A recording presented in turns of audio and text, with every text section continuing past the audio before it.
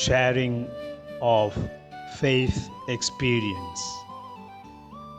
The first breath and the second breath, both for God.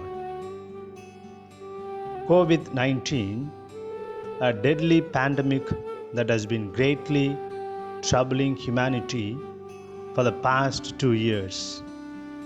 It has been indiscriminately affecting the rich and the poor, the educated and the uneducated, the royal and the ordinary, the young and the old, in very many drastic and destructive ways. My mother and I were also unfortunately infected by this virus. However, due to God's mercy, which was made possible by the fervent prayers of others, we both are now safe and sound. I like to share some of my experiences that I underwent during the days of my sickness and hospitalization. In the beginning of the month of May 2021, both my mother and I got infected with COVID-19. That was a period our country was in its peak of the second wave of the pandemic. There was a great scarcity for beds in the hospitals, especially for the beds with the oxygen or ventilator facilities. The painful scenes of long queues of patients and ambulances at the entrance of the hospitals, waiting to get inside, were very common those days. It was very agonizing to see people with the dead bodies of their beloved ones outside the cemetery or the crematorium to perform the last rites. It was in this scenario we both got sick with COVID-19. First, we took our mother to the General Hospital in Trichy, our hometown, for the scan and admitted her there.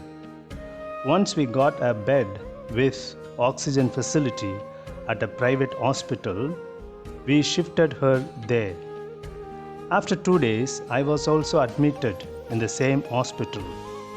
After a week, my mother got well and returned home safely, but regrettably, I did not get better, even with all possible medical efforts. Experts at St. John's Medical College Hospital in Bengaluru were also consulted, and special medicines were also brought from there, but still my health conditions did not improve. Rather, the condition got deteriorated. At one point, the hospital administration expressed their inability and the scarcity of oxygen with them. So, we were forced to leave the hospital. My family got in touch with the St. John's Hospital in Bengaluru, and they graciously agreed to admit me over there. On 16 May, I was taken to Bengaluru in an ambulance with advanced equipments like ventilator and so on. By God's grace, we could reach there within 4 hours from Trichy to Bengaluru and got admitted in the ICU. This St. John's Medical College Hospital, a quite prominent one for its dedicated and selfless service, is run by the Catholic Bishops' Conference of India, CBCI. The present director, Father Paul Parathalam, belonging to the Diocese of Kothamangalam in Kerala, was my professor and later my colleague at Jnanadiba Institute of Philosophy and Theology in Pune, where I did my studies. For Jesudas, belonging to the Diocese of Sivagangai in Tamil Nadu, the associate director was my class institute in Pune. Both of them made sure that I was treated with efficiency and kindness. My brother, Mr. John Brito, was staying at the same campus taking care of me. Next day, 17 May, early in the morning, I was put on ventilator as I had developed serious breathing issues. That day happened to be my birthday. In the past few years, I used to travel abroad during the summer vacation, April and May, for various programs like seminars, lectures, pastoral ministries, and so on. That gave me a chance to celebrate my birthdays in different countries every year, like USA, Canada, South Korea, Sri Lanka, Malaysia, and so on. I used to proudly say that I get a chance to celebrate my birthdays in different countries every year. But when I said that, I did not know that 2021 would be a kind of different birthday celebration for me, and that too, I would be in a position where I would not even know that it would be my birthday. Perhaps when I was boasting about my celebrations of my birthday in different countries every year, God would have said, "It is now all right that you are boasting, but in 2021, I will see you in the ICU." But of course, I did not know it that time. On my birthday, my colleagues at Papal Seminary, Pune, were kind and thoughtful enough to arrange for a prayer service to wish me and pray for my fast recovery from my illness. They telecast it live on YouTube, and several staff and students of Jnanadeepa and Papal Seminary, and even some of my friends and relatives could participate in it. When I came to know about it later, after my discharge from the hospital, I was moved by their kind and meaningful gesture, and I thanked them wholeheartedly. Their thoughtful concern and real love were exhibited in and through that prayer service. That prayer service is still available at the YouTube. One can watch it by just typing in birthday celebration of Father Stephen Jayad. With all the prayers by my family members, relatives, friends, students, priests, and religious friends, my health greatly improved, and I was shifted from the ICU to semi-ICU. Everyone was happy and grateful to God for His mercy shown upon me. However, their happiness did not last longer. Yes, all of a sudden I developed stomach pain. I also had further infection, pneumonia. The situation became rather serious, and I was shifted back to the ICU. I had developed further complications like the increase of carbon dioxide in my blood, lack of potassium, and so on. I was put on ventilator again. Hearing this, everyone, including the doctors, were sad and worried. All my friends. About 2 weeks before I was discharged from the hospital, after finishing my night prayers, I went on to sleep. I had a dream that night. I heard a voice in the dream, "I have healed you." And I asked, "Lord, could you show me a sign that I am healed?" Immediately, I saw something like an oyster with a pearl inside.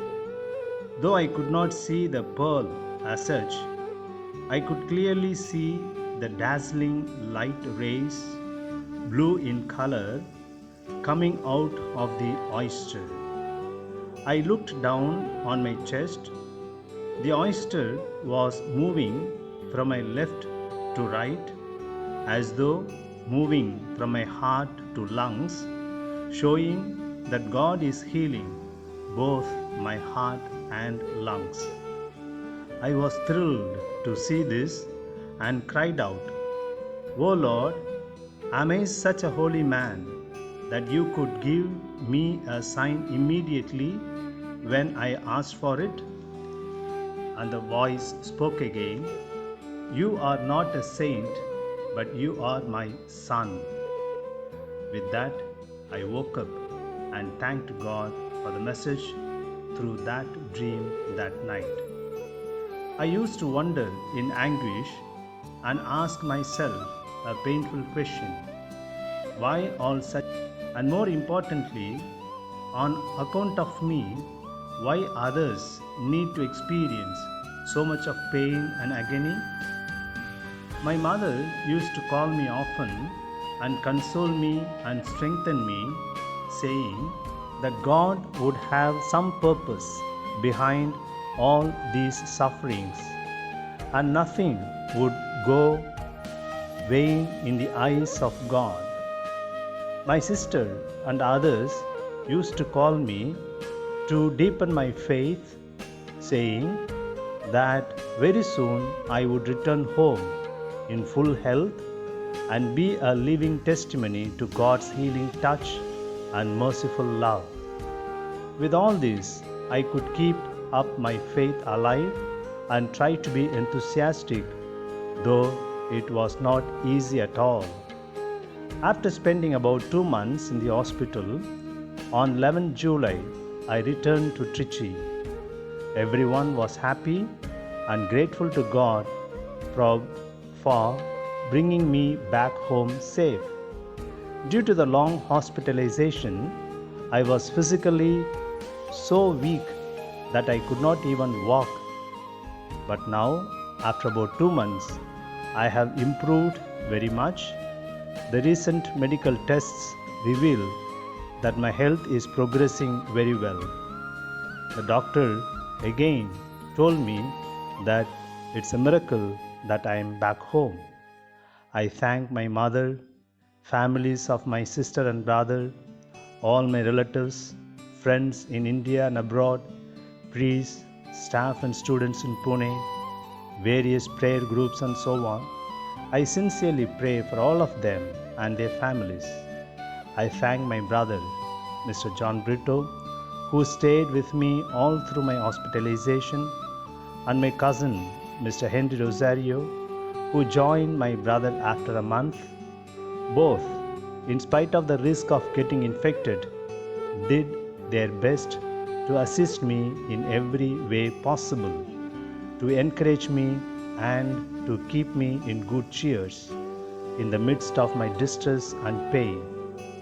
After my return to Trichy, Mr. Calvin Anthony Dice, my nephew, stayed with me at the Bishop's House, Trichy, to help me till I gathered some strength, both in body and mind, to go about my day-to-day needs. My sincere thanks to him as well, and prayerful wishes for all his undertakings. From all these challenging days of hospitalization, I now acquired some basic lessons for my life and spirituality. We may not know the reason and the explanation for our pains and sufferings in our lives, but certainly God knows. Let us leave them to the supreme wisdom of God, and it can bring something good even out of something that is bad.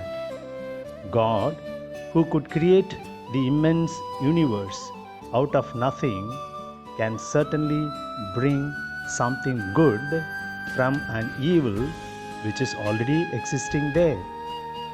In the Gospel of John, chapter 9, verses 1 to 41, we find Jesus performing a miracle of giving the eyesight to a man born blind. When the apostles asked Jesus about the cause of his blindness, whether it is due to the sin of his parents or his own sin, Jesus emphatically replies, "Neither this man nor his parents sinned, but this happened so that the works of God might be displayed in him." John chapter 9 verse 3. Therefore, God's glory can be revealed even in and through something bad or unpleasant. God can create a ray of hope in any hopeless situation. He can bring a flood of light even in the extreme darkness and thus provide a foundation to a crumbling edifice.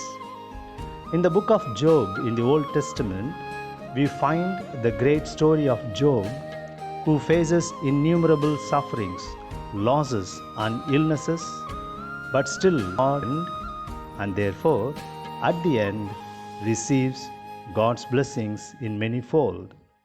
We read there, "The Lord blessed the latter part of Job's life more than the former part. He had 14,000 sheep, 6,000 camels, 1,000 yoke of oxen, and 1,000 donkeys. And he also had 7 sons and 3 daughters. The first daughter he named Jemimah, the second Keziah, and the third Keren Hopuk. Nowhere in all the land were there found women as beautiful as Job's daughters, and their father granted them an inheritance along with their brothers." Job chapter 42 verses 12 to 15. I like to point out in passing that Job stood for equality of men and women by sharing his inheritance with his sons and daughters. Based on these and many other such biblical references, I am also convinced that all these trying days I had to undergo so that God's glory might be revealed in and through these pains and agonies. While I was in the hospital, my mother used to strengthen me, saying that I would be able to do my priestly ministry for God and His people with more vigor and enthusiasm, with more commitment and dedication once I get well. Following her words of assurance, I now try to fulfill my duties with better sense of gratitude and meaning. I like to fulfill all my responsibilities with greater hopes and positive attitudes. Following the instructions of my mother, I have made the Psalm 91 a part of my daily prayers. That psalm, I now feel, gets a new dimension of meaning and vigor. The psalm reads, "He will command His angels concerning you to guard you in all your ways. They will lift you up in their hands so that you will not strike your foot against a stone. You will tread on the lion and the cobra. You will trample the great lion and the serpent." Psalm 91 verses 11 to 13. Now, when I read those lines of the psalm, I like to add these words: "Even if you are put on ventilator, twice at that, you will come out of it safe." I mumble these words in my mind as I read that psalm today. As I celebrate God's mercy and thank God wholeheartedly, I do pray for the millions who are still struggling due to the pandemic in one way or the other, for those who have lost their lives and their dear and near ones. As of today, 8 September 2021, about 22 crores of people, 220 million of people have been infected by this corona, and about 46 lakhs, that is about 4.6 million people have died because of this infection. I sincerely pray that God has it and helps it to completely eradicate from the face of the earth. Finally, the effective treatments by the medicos, the genuine love, care and concern exhibited by my family, relatives and others, all these have worked together to bring down God's healing touch upon me. I now experience a new life filled with hope, enthusiasm, and energy to carry on with my ministry in the vineyard of God. With gratitude in my heart, hope in my eyes, positive attitudes in my mind, I continue to march ahead to be a ray of hope to those who have lost it and to give meaning to those who have lost it in their lives. Yes, my first breath, 1969, and the second breath, 2021, both are for God. Thank you, and may God bless us all. 8th September 2021.